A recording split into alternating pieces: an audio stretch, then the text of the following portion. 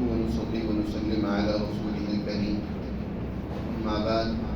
فأعوذ بالله من الشيطان الرجيم. بسم الله الرحمن الرحيم. والذين لا يدعون مع الله إلها آخر ولا يقتلون النفس التي حرم الله إلا بالحق ولا يزنون ومن يفعل ذلك يلقى أثاما يضاعف له العذاب يوم القيامة ويخلد فيه مهانا إلا من تاب وآمن وعمل عملا صالحا فأولئك يبدل الله سيئاتهم حسنات وكان الله غفورا رحيما ومن تاب وعمل صالحا فإنه يتوب إلى الله متابا والذين لا يشهدون الزور وإذا مروا باللغو مروا كراما والذين إذا ذكروا بآيات ربهم لم يخروا عليها صما وعميانا. صدق الله العظيم. یہ سورۃ الفرقان کے آخری رکوع کی آیات مبارکہ ہیں. ان آیات مبارکہ میں اللہ سبحانہ و تعالی نے اپنے بندوں کی صفات کا تذکرہ کیا ہے اور رحمان کے بندوں کی صفات دو طرح کی، یعنی ایک تو وہ صفات حمیدہ جن سے وہ متصف ہوتی ہیں جو ان میں پائی جاتی ہیں، جن کا گزشتہ درس میں ذکر ہوا کہ وہ تین بنیادی صفات ہیں کہ رحمان کے بندے ان کے حامل ہوتے ہیں. پہلی صفت تو یہ ہے کہ ان کے اندر تواضع، عاجزی، مسکنت، ان کی چال سے بھی اللہ کا بندہ ہونا واضح ہوتا ہے. لم یخروا، یعنی اللہ سبحانہ و تعالیٰ نے فرمایا کہ وہ جب چلتے ہیں تو یمشون علی الارض ہونا، بہت ہی آہستگی کے ساتھ اللہ سے ڈرتے ہوئے. آہستگی کا مطلب یہ نہیں ہے کہ بالکل آہستہ مٹک مٹک کر چلتی ہیں، بلکہ آہستگی کا مطلب تواضع، عاجزی کے ساتھ چلتی ہیں. ورنہ حضور صلی اللہ علیہ وسلم کی چال کے بارے میں کل میں نے بتایا تھا کہ حضور کی چال کی تین صفات تھی. آپ ایک تو تیز چلتے تھے، دوسرا قدم اٹھا اٹھا کر چلتے تھے، اور تیسرا جھک کر چلتے تھے. یہ تینوں صفات آپ کی چال میں موجود تھی اور اس کو تشبیہ دی گئی ہے کہ جیسے کوئی آدمی کسی اونچائی سے نیچے کو اترتا ہے تو اس وقت جو اس کی چال ہوتی ہے سرکار دو عالم صلی اللہ علیہ وسلم کی چال ویسی ہی ہوا کرتی تھی. تو خونن کا مطلب یعنی تواضع اور عاجزی کے ساتھ چلنا ہے، عاجزی کے ساتھ لوگوں کو ان کے ساتھ پیش آنا ہے، تکبر اور غرور سے مٹک مٹک کر چلتے نہیں ہیں.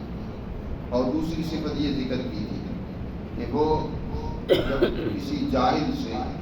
کسی ایسے آدمی سے مخاطب ہوتا ہے یا کوئی ان سے بات کرتا ہے جو جھگڑالو قسم کا ہوتا ہے، اپنی ضد پر اٹا ہوا ہے اور کوئی دلیل سے بات نہیں کرتا، محض ضد کی بنیاد پر اپنی بات منوانا چاہتا ہے، تو ایسے جاہلوں سے جب ان کی بات چیت ہوتی ہے تو وہ بھی ان کے مقابلے میں ضد پر نہیں آ جاتے، انہیں سمجھاتے ہیں. جب نظر یہ آتا ہے کہ سمجھ نہیں آئے گی، یہ اپنی اسی ضد پر مرغ کی ٹانگ کی طرح اسی طرح بات اپنی ہانکتے رہیں گے، تو وہ ان سے بہت ہی عمدگی کے ساتھ اعراض کرتے ہیں، وہ سلام کہتے ہوئے، سلامتی کی انہیں دعا دیتے ہوئے وہ گزر جاتے ہیں. اور تیسری صفت بیان فرمائی تھی کہ وہ اپنے رب کی حضور رات اس طرح بسر کرتے ہیں کہ اس کی عبادت میں مصروف ہوتے ہیں، کبھی سجدہ ریز ہوتے ہیں تو کبھی قیام کی حالت میں ہوتے ہیں. اور چوتھی صفت یہ بیان فرمائی کہ وہ اللہ کے عذاب سے لرزوں ترسا رہتے ہیں اور اللہ کے عذاب سے پناہ مانگتے ہیں. ربنا اصرف عنا عذاب جہنم. اور پانچویں صفت یہ ذکر کی تھی کہ وہ اپنے معاشی وسائل کو بہت ہی محتاط انداز سے استعمال کرتے ہیں. اللہ کے دیے ہوئے وسائل کو نہ تو انسان بیجا اور فضول خرچ کرے جس کو اسراف کہا جاتا ہے کہ اسے پرواہ کوئی نہیں ہے، حالانکہ یہ وسائل اس سے بہت ساری انسانیت اس کے مسائل حل ہو سکتے ہیں. اگر آپ ان وسائل کو درست استعمال نہیں کریں گے، لہو و لعب، عیاشی اور تعیش میں، فضول خرچی میں استعمال کریں گے تو آپ کے نفس کو موٹا ہو جائے گا، لیکن بہت ساروں کا حق آپ نے ضائع کر دیا۔ یاد رکھیں، جس قدر بھی انسان کے پاس وسائل ہیں اس میں اس کا حق صرف اتنا ہی ہے جتنی اس کی ضرورت ہے۔ اپنی ضرورت کی بقدر ان کو استعمال کریں، اور جو ضرورت سے زائد ہوتے ہیں اس میں حق ان کا نہیں ہے جس کا قبضہ ہے، بلکہ اس میں حق دوسرے کا ہے۔ دوسرا اس کا عزیز بھی ہو سکتا ہے، دوسرا پڑوسی بھی ہو سکتا ہے، دوسرا جو ہے وہ اور ملک کا رہنے والا کوئی فرد اور باسی بھی ہو سکتا ہے، کوئی بھی ضرورت مند ہو سکتا ہے۔ تو اس کے پاس وسائل آ گئے، اب اس کی ذمہ داری یہ لگائی گئی کہ اپنی ضرورت کے وسائل رکھ کر دوسروں تک پہنچائے۔ تو اس نے بجائے دوسروں تک پہنچانے کے کیا ان پر عیاشی کرنا شروع کر دیا، ان کا بھیجا اور فضول استعمال شروع کر دیا۔ تو یہ رحمان کے بندوں کی شان یہ نہیں ہے، اور یہ بھی نہیں ہے کہ جو ضرورت ہے وہاں بھی خرچ نہ کرے۔ یہ ضرورت کے موقع پر بھی خرچ نہ کرنا، جس کو بخل کہا جاتا ہے، جس کو قرآن نے یہاں اقتار سے تعبیر کیا، وَلَمْ يَقْتُرُوا، کہ وہ بخل سے بھی کام نہیں لیتے بلکہ درمیانہ روی، وَكَانَ بَيْنَ ذَلِكَ قَوَامًا، اس کے درمیان اعتدال والی راہ ہے۔ نبی کریم صلی اللہ علیہ وسلم نے بڑی ہی جامع نصیحت اس حوالے سے ارشاد فرمائی۔ آج کل یہ معاملہ بہت زیادہ پریشانی کا باعث ہے۔ معاشی طور پر جب تک کوئی آدمی مضبوط نہیں ہوتا، معاشی ضروریات آسانی سے اس کی پوری نہیں ہوتی، تو یقیناً وہ انسان، وہ معاشرہ، وہ بدحالی کا اور تباہی و بربادی کا شکار ہوتا ہے۔ اور یاد رکھیں، سب سے بڑی خرابی جو پیدا ہوتی ہے وہ یہ ہوتی ہے کہ آپ کی ایک طرف وسائل،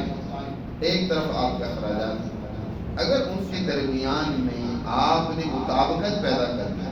جتنے وسائل ہیں اسی کے مطابق آپ نے اخراجات اپنے کیے ہیں، تو پھر تو کوئی مسائل پیدا نہیں ہوگی، پریشانی نہیں ہوگی۔ پریشانی ہمیشہ تب پیدا ہوگی کہ وسائل محدود ہیں، اخراجات آپ نے بہت بڑھا دی، تو اب ظاہر ہے ان اخراجات کو پورا کرنے کے لیے وسائل تو آپ کے پاس تھوڑے ہیں، تو آپ کیا کریں گے؟ کسی سے قرضہ لیں گے، کوئی غلط طریقہ اور راستے اختیار کریں گے اپنے ان اخراجات کو پورا کرنے کے لیے، رشوت لیں گے، کرپشن کریں گے، چوری کریں گے، کوئی اور غلط راستے اختیار کریں گے، خرابی پیدا ہوگی۔ اس لیے ہمیشہ انسان کو تعین کرنا چاہیے۔ یہ جو بجٹ بنایا جاتا ہے، اس بجٹ کا مطلب ہی ہوتا ہے کہ ایک طرف اپنے اخراجات کو سامنے رکھو، دوسری طرف ان اخراجات کے مقابلے میں اپنے وسائل کا تعین کرو کہ ہم نے اپنے ان وسائل کے اندر اپنی اخراجات پورے کریں۔ لیکن افسوس یہ ہے کہ آپ کا جب سے ملک کا بجٹ بننا شروع ہوا اور آج تک آپ کے ہمیشہ وسائل تھوڑے ہوتے ہیں اور آپ کے اخراجات زیادہ ہوتے ہیں۔ اس کو کہتے ہیں بجٹ ہے خسارے والا، یعنی آپ کا بجٹ پورا نہیں ہے، آپ کے اخراجات کے مطابق نہیں ہے، تو پھر کیا ہوتا ہے؟ ان کو پورا کرنے کے لیے آپ قرضہ لیتے ہیں اور مسلسل قرضہ لیے جا رہے ہیں۔ یہ نہیں ہے کہ چلو ایک دفعہ تو قرضہ لے کر آپ نے اپنی مشکلات اور مجبوری کو حل کیا، اپنے وسائل کو بڑھایا، اچھا پھر اخراجات زیادہ ہیں تو پھر ضروری یہ ہوتا ہے کہ آپ اپنے وسائل کو بڑھائیں۔ وسائل بھی نہیں بڑھائیں اور اخراجات بڑھتے ہی چلے جائیں، تو ایسی قوم کی تباہی و بربادی وہ تو لازمی اور یقینی بات ہے، وہ تو کبھی بھی ترقی نہیں کر سکتی، کبھی بھی مضبوط اور مستحکم نہیں ہو سکتی، اس پر ایک نہ ایک دن زوال ضرور آئے گا، وہ تباہ و برباد ہوگا۔ اس لیے اللہ سبحانہ و تعالیٰ نے یہاں بات جو سمجھائی ہے وہ یہ ہے کہ تم نے اپنے ان اخراجات اور وسائل کے درمیان میں اعتدال پیدا کیا، وَكَانَ بَيْنَ ذَلِكَ قَوَامًا، اس کے درمیان کا راستہ جو ہے وہ پائیداری اور مضبوطی کا، استحکام کا راستہ ہے، اور اس سے ہٹ کر تقدیر میں تم مبتلا ہو جاؤ یا اسراف میں مبتلا ہو جاؤ، یہ تمہارے لیے تباہی و بربادی۔ یہ رحمان کے بندوں کی صفات قرآن نے بیان فرمائی۔ یہ 5 صفات کی پر پہلے بات کی تھی،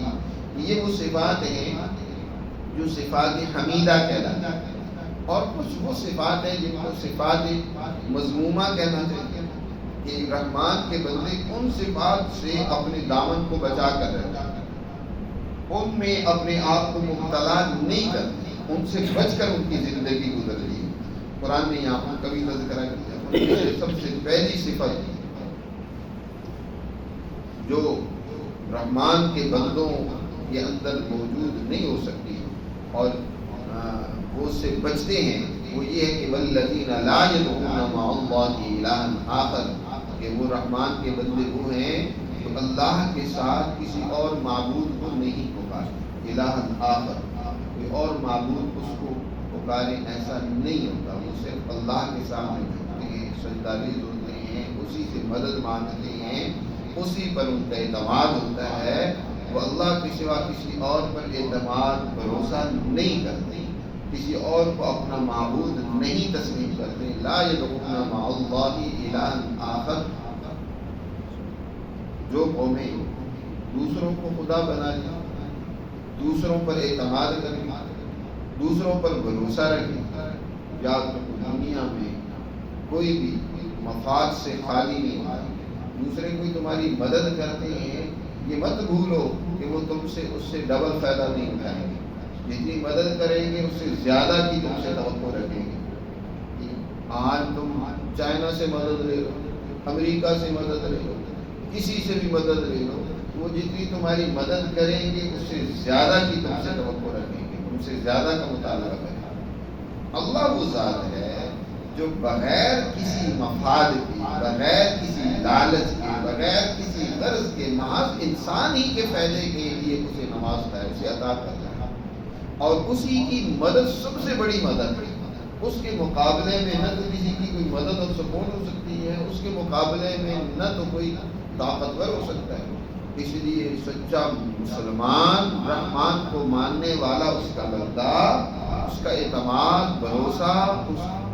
وہ صرف اللہ پر مدد مانگتا ہے تو اسی سے مانگتا ہے،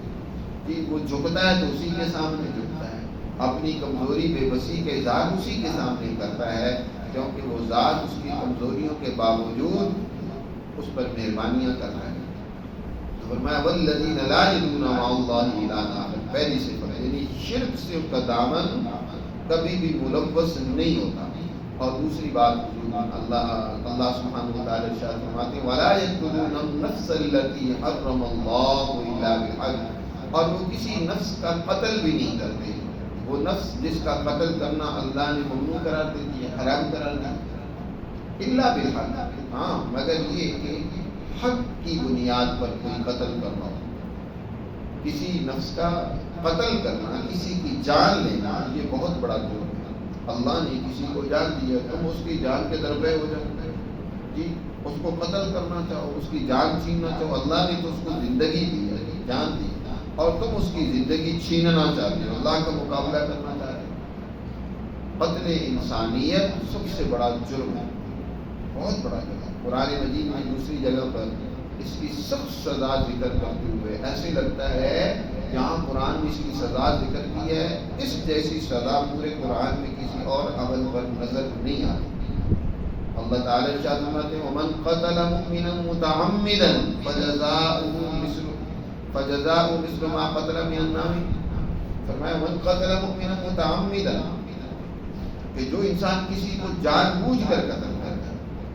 غضب اللہ علیہ ولعنہ واعد له عذابا عظیما، غضب اللہ، اللہ کا غضب اس پر ہے، اس پر اللہ کی لعنت اور پھٹکار ہے،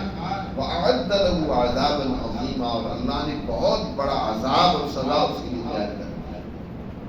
کسی انسان کا بھی غلطی سے کوئی قتل ہو جائے وہ تو الگ بات ہو سکتی ہے، غلطی انسان سے ہو سکتی ہے، اس کا ارادہ قتل کا نہیں تھا، اس نے ویسے ہی کسی نے تھپڑ مارا، لیکن وہ تھپڑ اتنا سخت تھا کہ اس کے لیے جان لیوا ثابت ہو گیا۔ حضرت موسیٰ علیہ السلام نے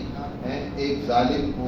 جو دوسرے کے اوپر زیادتی کر رہا تھا، اس کو معذبی کے لیے ایک تھپڑ یا مکہ رسید کیا، وہ ایسا لگا کہ اس کے لیے جان لیوا ثابت ہو گیا۔ اس پر بھی موسیٰ علیہ السلام پچھتا رہے، اللہ سے معافی مانگ رہے، ربی انی ظلمت نفسی، اللہ مجھ سے غلطی ہو گئی، مجھے معاف کر دے۔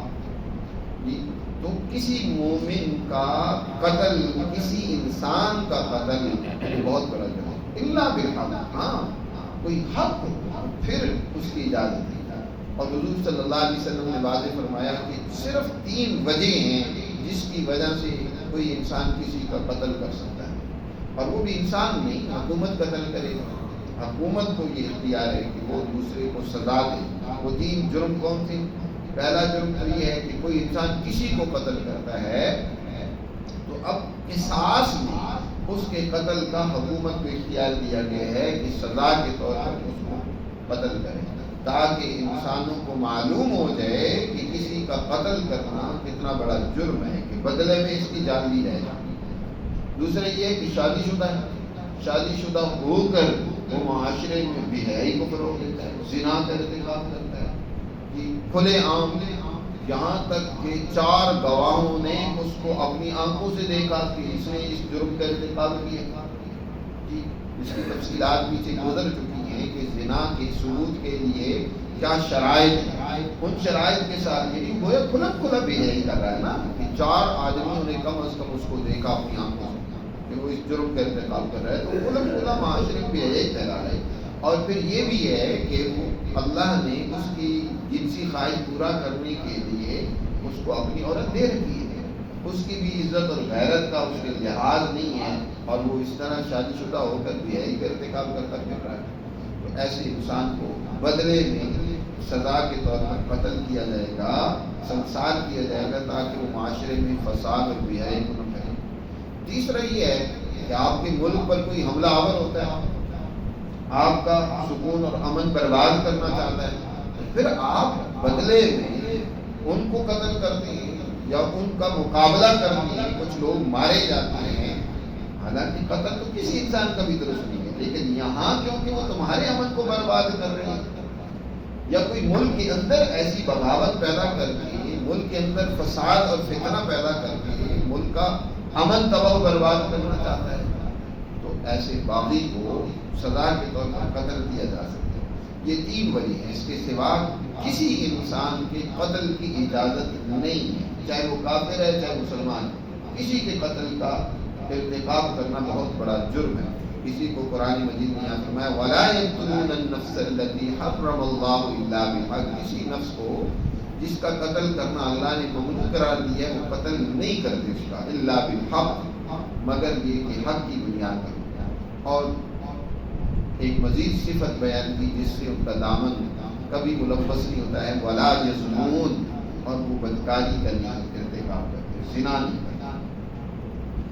قرآن مقدس کی جب یہ آیات نازل ہو گئی، آپ ذرا اس معاشرے کا تاریخی طور پر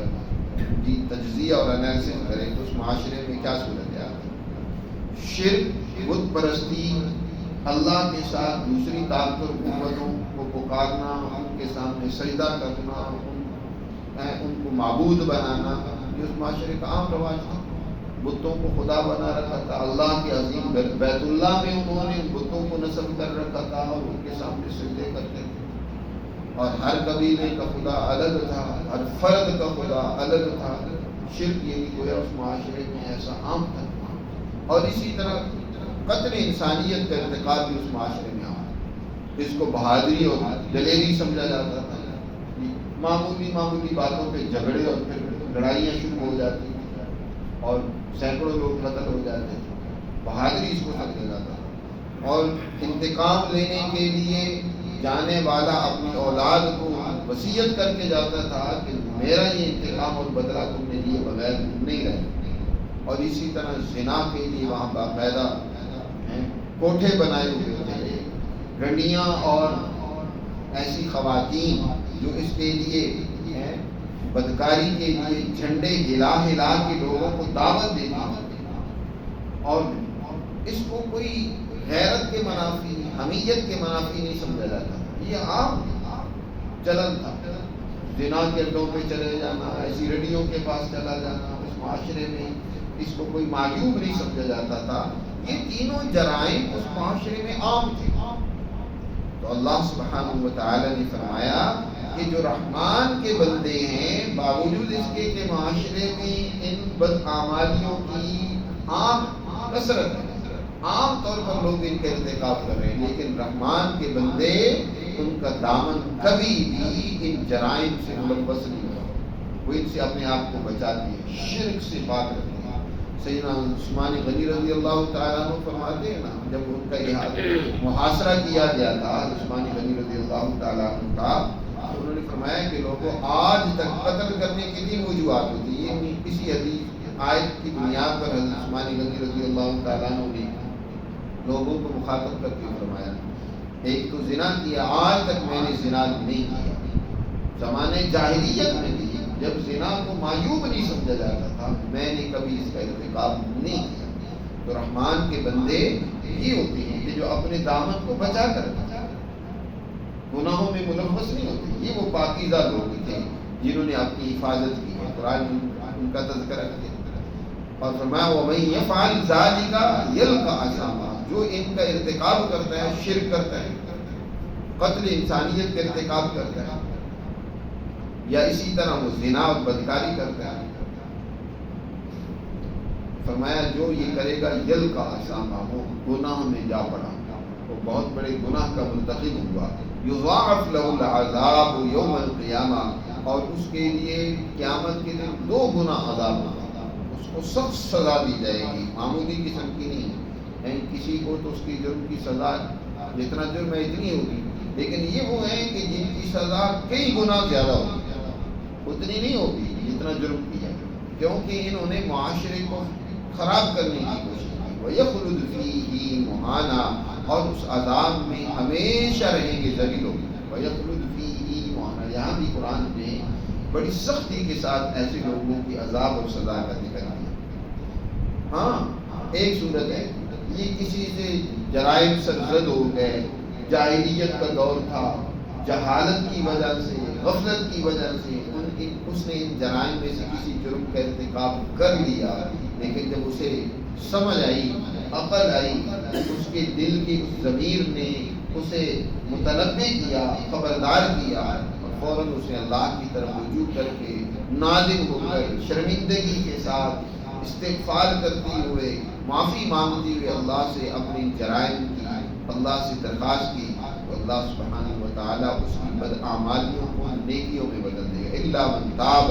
مگر جس نے توبہ کی، وآمن، اور وہ ایمان لے گا۔ زمانے جاہلیت میں کسی سے یہ جرم سرزد ہو گیا، لیکن اب جب اسے دین اسلام کی تعلیمات پہنچی تو اس نے توبہ کر، وآمن، اور وہ ایمان لے آیا، وعمل صالحا، اور اس کی ایمان کی جو تصدیق نیک عمل سے ہونی تھی وہ بھی اس نے کیا، وعمل صالحا، اس نے اپنی زندگی کو بدل دیا، عمل صالح کی زندگی کو اور عمل کو اس نے اختیار کر لیا۔ فرمایا فَأُولَٰئِكَ يُبَدِّلُ اللَّهُ سَيِّئَاتِهِمْ حَسَنَاتٍ، یہی لوگ ہیں کہ اللہ ان کی برائیوں کو حسنات میں تبدیل کر دے گا، اللہ ان کی برائیوں کو حسنات میں تبدیل کر دے گا۔ اس کا ایک مطلب تو یہ ہے کہ جیسے اس سے پہلے یہ برائیوں کے ارتکاب کرتا تھا اور اس کا نفس مجبور کرتا تھا ان گناہوں اور خرابیوں کی طرف لے جاتا تھا، اب یہ کہ اللہ اس کی اس حالت اور کیفیت کو تبدیل کر دے گا کہ اب اس کا نفس بجائے برائیوں کی طرف لے جانے کے الٹا اسے سکون اور چین نہیں ملے گا جب تک یہ نیکی کا عمل نہیں کرے گا، ان سے بچے گا نہیں، ان سے دور نہیں جائے گا تو اسے سکون نہیں ملے گا۔ اسے سکون ملتا ہے ان اچھے کام، عمل صالح، اچھا کام کریں، انسانیت کے فائدے اور بھلائی کا کام کریں، حیا اور غیرت کے کام کرنے کی وجہ سے اسے سکون ملتا ہے۔ تو یہ گویا اس کی حالت اللہ نے بدل دی کہ پہلے حالت تو یہ تھی کہ یہ جرائم اس کو معمولی سمجھا جاتا تھا، اب ان کو بہت بڑا وہ جرم سمجھ کے ان سے بچتا ہے، ان کے قریب بھی نہیں جاتا، ان کے خیال سے بھی اسے بڑی ندامت ہوتی ہے کہ مجھ سے ماضی میں یہ غلطی سرزد ہوئی، وہ اس پر نادم شرمندہ ہے۔ اور دوسرا مطلب یہ بھی ہے کہ اللہ سبحانہ و تعالیٰ جو اس نے جرائم کیے ہیں تو اس کی سزا نہیں دے گا، اللہ سبحانہ و تعالیٰ اس کے ان گناہوں کو نیکیوں میں تبدیل کر دے گا۔ اس کے حوالے سے مسلم شریف میں ایک حدیث آتی ہے، حضرت ابو ذر غفاری رضی اللہ تعالیٰ عنہ فرماتے ہیں کہ نبی کریم صلی اللہ علیہ وسلم نے ارشاد فرمایا کہ کل قیامت کے دن ایک مومن بندہ آئے گا، جس نے گناہ اور غلطیاں بھی کی ہوں، اور اللہ سبحانہ و تعالیٰ اس کے سامنے اس کے پہلے چھوٹے گناہ سیئات کو جیسے ذکر کیا گیا، اس کے چھوٹے گناہ اس کے سامنے پیش کرے گا کہ یہ تو نے جرم کیا۔ وہ ڈر رہا ہوگا، یہ تو جو میرے سامنے میرے جرائم پیش کیے جا رہے ہیں یہ تو بہت معمولی ہیں، ابھی تو بڑے بڑے جرائم جو میرے موجود ہیں ان کا تو ذکر ہی نہیں آیا۔ اللہ چھوٹے جرائم کو سیئات کہتے ہیں، چھوٹی غلطیوں ان کو ذکر کر کے فرمائے گا کہ اے میرے بندے جا، انہوں نے کیونکہ سچی توبہ کر لی اللہ سے صدق دل کے ساتھ۔ توبہ میں 3 شرطیں ہوتی ہیں، ایک تو یہ کہ جو کام اور عمل کیا اس پر ندامت ہوتا، انسان شرمندہ ہو یار یہ میں نے غلط کام کیا، اگر ندامت نہیں جی اس پر شرمندگی نہیں ہے، اس پر پچھتاوا ہی نہیں ہے کہ ہم نے یہ غلط کیا ہے، تو وہ توبہ نہیں ہوگی۔ آپ کو پہلے کم از کم اس پر پچھتاوا ہونا ضروری ہے، اور دوسرا یہ ہے کہ آئندہ اس جرم کے نہ کرنے کا پکا عزم ہو کہ آئندہ میں یہ غلطی نہیں دہراؤں گی، جو ہو گئی سو ہو گئی، آئندہ میرے مالک میں نہیں کروں گا، مجھے معاف کر دیں۔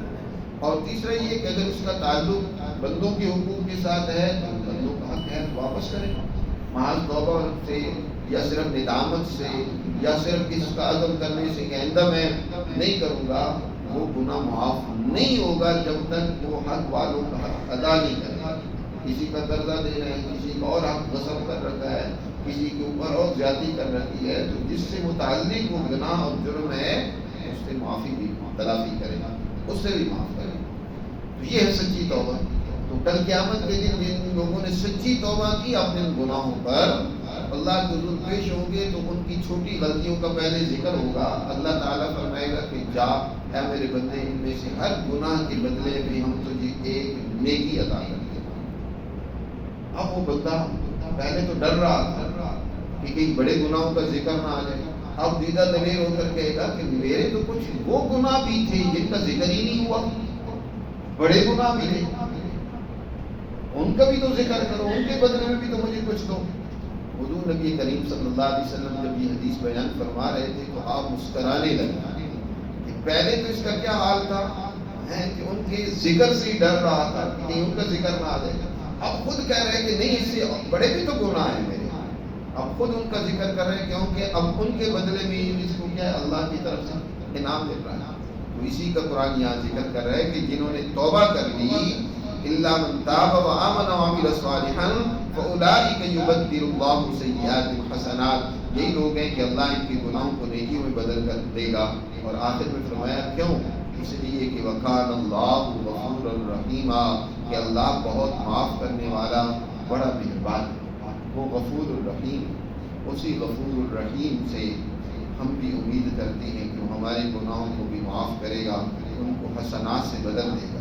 فرمایا ومن تاب وعمل صالحا فإنه يتوب إلى الله متابا، جس نے توبہ کی اور اپنے عمل کو درست کر لیا، نیک عمل اس نے کیا، تو یہی ہے کہ فإنه يتوب إلى الله متابا،